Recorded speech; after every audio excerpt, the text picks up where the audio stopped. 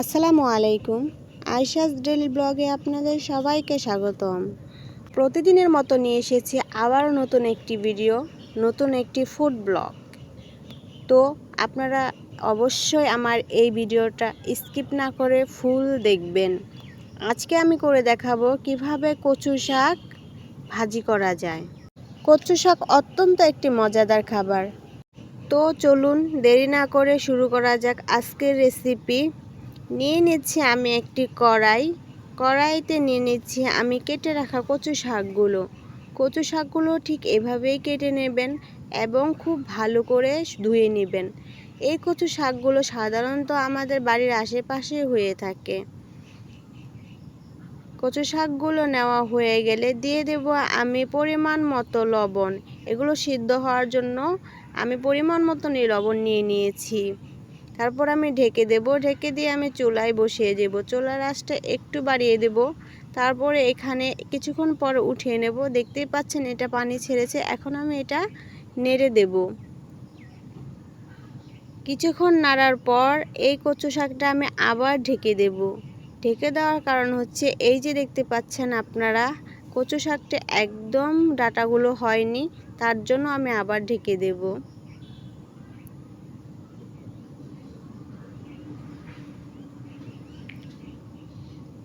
ঢেকে দেওয়ার পর আবার 5 মিনিট পর আমি আবার উঠিয়ে নেব।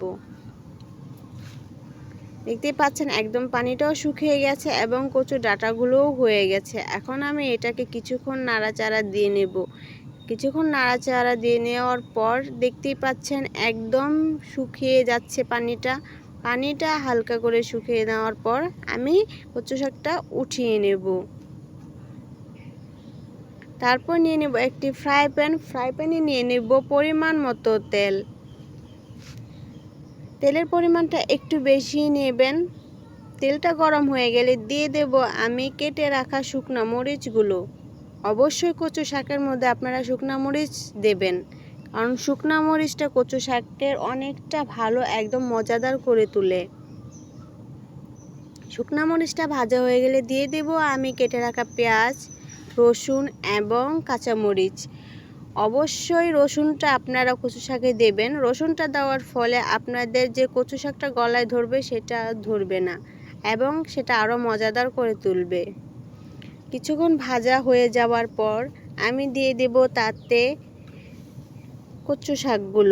কচু শাকটা দেখতে পাচ্ছেন একদম সবুজ রঙের হয়ে আছে।